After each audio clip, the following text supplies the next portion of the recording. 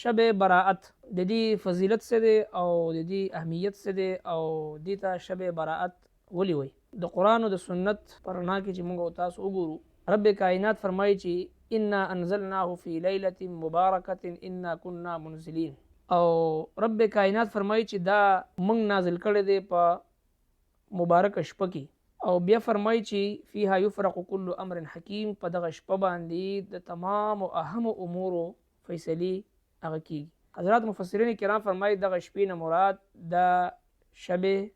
براءت دی. دې ته لیلة الجائزه هم وایي چې دا د جایزې شپه ده چې په دغه شپه باندې د ټولو بندگانو اعمال د رب کائنات په حضور وړاندې کیږي. او بیا دوانو جهانو سردار مبارک فرمایي چې په دغه شپه باندې الله رب العالمین د خپلو بندگانو نه د قبیله بنو کلب چې په هغه زمانه کې ډیر مشهور د هغوی د ګډو بيزو تعدادو مال حال ولا خلکو، نو دوانو جهان سردار مبارک فرمایي چې الله رب العالمین په دغه شپه باندې د قبیله بنو کلب د ګډو بيزو په بدن باندې چې څومره وخت د دغې نه زیات خلکو د بخشش او د مغفرت او د جهنم نه د خلاصي فیصله فرمایي. او دوانو جهان سردار مبارک فرمایي چې په دغه شپه باندې 15 د شعبان شپه، دغه شپه باندې د انسانانو اعمال الله جل شانه ته وړاندې کیږي، او زه دا غواړم چې کله زما اعمال الله جل شانه ته پیش کیږي چې زه د عبادت په حالت کې یم.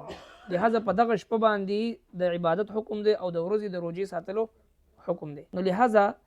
شب براءت الله رب العالمین د خپلو نیکانو بندگانو په حق لا د جهنم نه د براءت اعلان کوي چې دوی د جهنم نه بری دي. او دغه شان شب براءت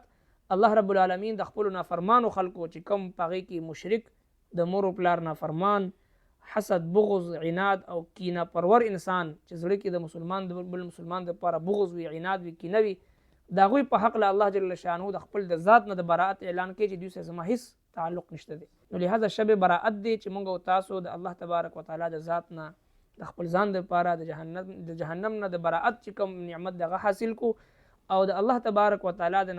نافرمانو بندگانو د لیست نه د هغوی د فهرست نه چې موږ او تاسو ځان وباسو. راتلونکي جمعې شپه هغه شب براءت راځي چې دغه شپه د عبادت اهتمام وکړو او د ورځې د روزې اهتمام وکړو. جزاکم.